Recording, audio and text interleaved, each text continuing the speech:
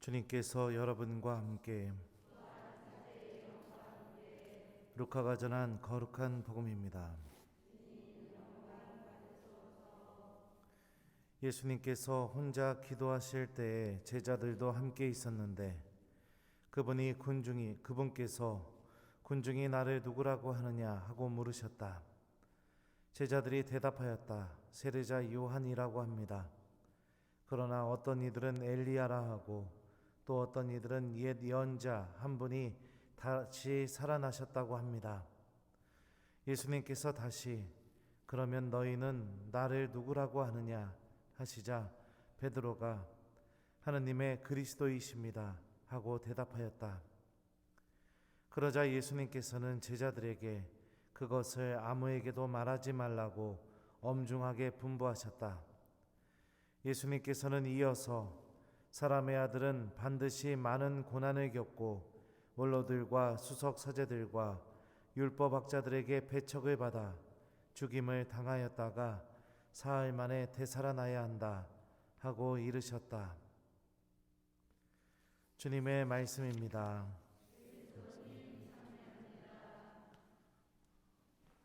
오소서 성령님. 오늘 미사 후에 좀 이따가 또 장례 미사 있죠. 그래서 강론을 안 할까 했는데 안 하면 또 서운하실 것 같아서 그래서 간단하게 좀 준비해 봤습니다. 오늘 일독서에서 코엘렛은 하늘 아래 모든 것에는 시기가 있고 모든 일에는 때가 있다라고 이렇게 이야기하면서 하느님께서 우리 안에 시간 의식을 심어주셨다고 얘기하고 있죠. 죽을 때도 있고 태어날 때도 있고 웃을 때도 있고 또 슬퍼할 때도 있고, 그러니까 지금 내가 겪고 있는 이 순간의 것이 영원할 것이 아니라는 것을 알려주는 겁니다. 지나갈 것이죠. 그죠? 그래서 타르금 히브리어 성경에 보면 아주 유명한 말이 있습니다. 이것 또한 지나갈 것이다.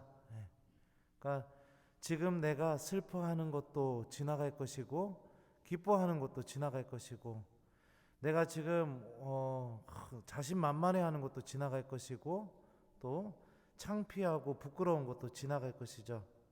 그 지나감 안에서 우리가 정말로 의식하고 또 붙들고 바라보면서 믿음을 두고 의지해야 될 게 무엇이냐, 그 시간의 주인 안에 함께 계시는 하느님이라는 거죠. 구약 성경에서 이런 표현들이 있습니다. 하느님의 눈에 맞게 살아갔다, 아니면 하느님 보기에 좋게 살았다, 이렇게 표현하는 그 번역되는 부분들이 있는데요. 그 히브리어 원문을 보면 그는 하느님과 함께 걸어갔다, 이렇게 직역이 됩니다. 그게 무엇이냐? 모든 것이 지나가고 있는 그 시간의 흐름 안에서 가장 지혜롭고 은총을 주는 삶은 나와 함께 동행하고 계시는 하느님을 내가 인식하고 내가 하느님과 함께 그 모든 것을 이렇게 걸어가고 동행하는 것, 이게 구약 성경은 하느님 눈에 맞게 살아가는 삶이라고 우리에게 알려줍니다. 그러니까 여러분들 너무 지나갈 것에 붙들어서 거기에 마음을 뺏기고 힘들어하지 않았으면 좋겠습니다.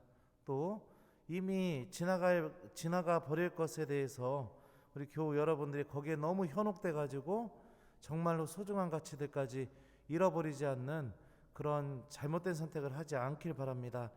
하느님께서 마지막에 11절에 이런 표현이 있죠. 그들 마음속에 시간 의식도 심어주셨다라는 것은 무엇이냐? 시간 의식을 심어줬다는 것은 이것 또한 지나갈 것이라는 것을 깨달을 수 있는 능력을 주셨다는 것을 의미하죠. 그래서 무엇이 지나갈 것이고 무엇이 나와 함께 영원히 있을 것인지 우리 신앙 안에서 우리가 잘 식별해야겠죠. 오늘 복음 말씀은 예수님에 대한 여론을 예수님이 물어보십니다. 군중이 나를 누구라고 하느냐? 사람들은 세례자 요한, 엘리야, 또 옛 예언자 중에 한 분이 다시 살아났다, 이렇게 얘기합니다. 모두가 메시아, 그러니까 메시아가 오기 전에 성경에서 거론되고 있는 인물들이 바로 예수님이십니다 라고 이렇게 얘기하고 있는 거죠. 이 사람들의 여론을 봐서 알 수 있는 게 무엇이냐, 그분과 함께 머무는 삶을 선택하지 않는다면, 또 예수님의 말씀을 듣는 삶을 선택하지 않는다면 어렴풋이는 알 수 있습니다.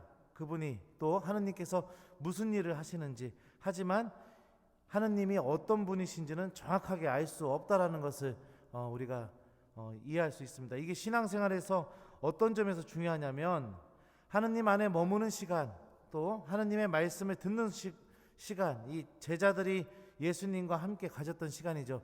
그 시간을 갖지 않으면 예수님이 세례자 요한처럼, 아니면 엘리야처럼, 또 아니면 예언자 중에 한 분처럼 분명히 하느님에게서 오신 분일 거야 라는 것은 알 수 있지만, 그분이 그리스도라는 사실은 절대 모른다는 거죠. 하느님의 신비가 어떻게 이루어지는지를 전혀 모른다는 거죠. 감으로만 알 수 있을 뿐이죠. 우리에게 필요한 것은 정말로 이 지나가는 시간 안에서, 또 이것 또한 사라져버릴 것 같은 그런 시간 안에서 정말로 지나가지 않고 우리에게 은총과 생명을 주는 시간, 곧 하느님과 함께 머무는 시간, 그분의 말씀을 듣는 시간이 우리에게 정말로 필요합니다. 그래야 주님께서 어떤 분이신지를 명확하게 인식하게 되고, 또 어떤 일을 하시는 분인지를 알아나갈 수 있게 되죠. 새 복음서 공통적으로요, 공간 복음서요, 예수님이 사람의 아들을 누구라고들 하느냐 이렇게 물어봤을 때 베드로가 그리스도라고 대답하게 되죠. 그러자마자 처음으로 하셨던 말씀이 바로 오늘 복음 후반부에 나오는 순한 예고입니다. 그러니까 그리스도, 그래 너희들 그리스도라는 걸 맞게 알았어. 근데 그 그리스도가 어떤 그리스도인가? 십자가의 순환과 죽음을 향해서 걸어가시는 그리스도라는 것을 제자들에게 명확하게 알려줍니다. 이게 하느님의 방식입니다. 십자가는 우리 교우 여러분들 잘 아시겠지만, 십자가 사건이 시작돼서 끝날 때까지 성경은 한결같이 뭐라고 얘기하냐면, 어떤 성경 말씀이 이루어지고 있는지를 십자가의 길 안에서 하나씩 하나씩 증언하고 있습니다. 그리고 마지막에 예수님께서 다 이루어졌다라는 이 말씀과 함께 십자가의 길은 끝이 나게 되죠. 하느님의 말씀을 선택하게 될 때 하느님께서는 죽음 속에 놓여도, 고통 속에 놓여도 절대로 그 말씀을 선택한 이들을 외면하지 않고 다시 살려내실 것이다 라는 게 예수님의 십자가를 통해서 드러나는 하느님의 신비입니다. 오늘 하루 이런 하느님의 신비를 잘 기억하면서 코엘렛이 이야기하는 대로 지나갈 것에 매달리고 연연하는 신앙인이 아니라 영원히 함께 존재할 것을 잘 바라보고 그것을 선택하면서 은총을 얻는 하루가 되었으면 좋겠습니다. 숙제 줄게요.